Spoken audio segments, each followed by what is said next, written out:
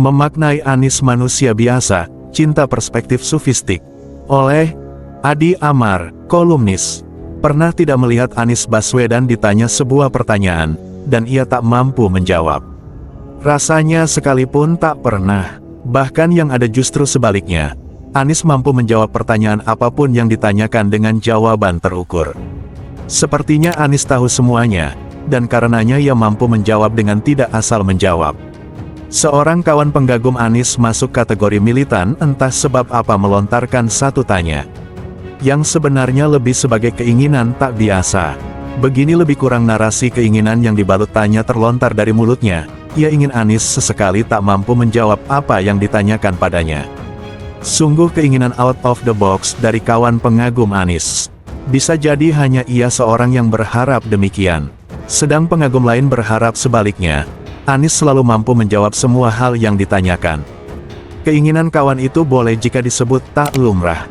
Tanpa perlu ditanya sang kawan tadi menjelaskan.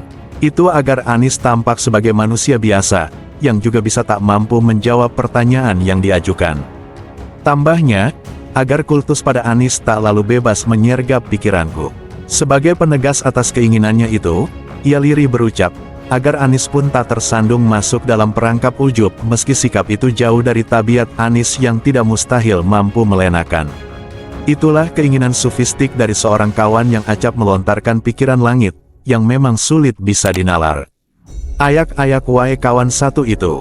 Jika dilihat dalam pandangan umum yang tak ingin orang yang dikaguminya terpeleset pada apa saja, termasuk tergagap saat ditanya sesuatu, dan tak mampu menjawab. Namun kawan satu itu lebih melihat Anies dari sudut lain, dan itu bentuk kecintaan dalam perspektif sufistik. Memang sulit dinalar, dan itu lebih ingin Anies tak tergelincir. Ia pun tak berharap agar nalar umum memahaminya. Ia menyadari pikirannya itu pikiran tak biasa. Anies bagi mereka yang tak berada satu gerbong dengannya pada pilihan politik Pilpres 2024, jika sedikit mau jujur akan muncul pengakuan bahwa Anies memang punya kemampuan komunikasi mumpuni dan pengetahuan memadai. Karenanya, ia mampu menjawab apa yang ditanyakan dengan memuaskan. Apalagi dalam pandangan pengagumnya, Anies bak jagoan yang nyaris tanpa lawan yang mampu disanding-tandingkan. Maka, ketakutan kawan tadi pada apa yang dicintainya menjadi relevan, jika menilik alasan yang dipaparkannya.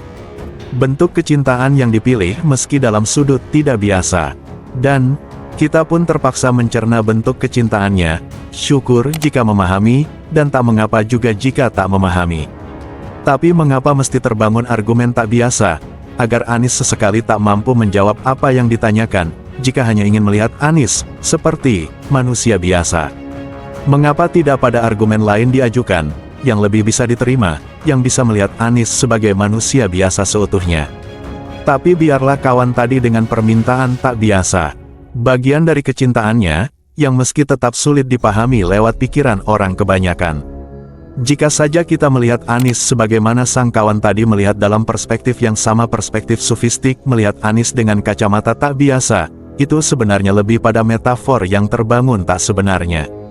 Tak sungguh-sungguh berharap Anies tak mampu menjawab pertanyaan yang diajukan, meski hanya sekali-kalinya. Sejatinya lebih pada pemberontakan pikiran sufistiknya dalam melawan logikanya sendiri. Agar tak terjerembab pada kultus dan sejenisnya. Saya dan pun teman lainnya yang mendengar harapan tak biasa itu, dipaksa, setidaknya sedikit banyak belajar alam pikir sufisme, yang memang sulit dinalar orang kebanyakan.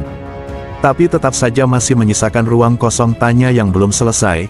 Mengapa mesti berharap agar Anies tak mampu menjawab pertanyaan yang ditanyakan, meski hanya sekali-kalinya? Inti dari semuanya itu lebih pada kecintaan pada Anies, agar tak jatuh setelah sorak-sorai pengagum, perubahan, yang sulit bisa dibendung, yang itu mampu melenakan.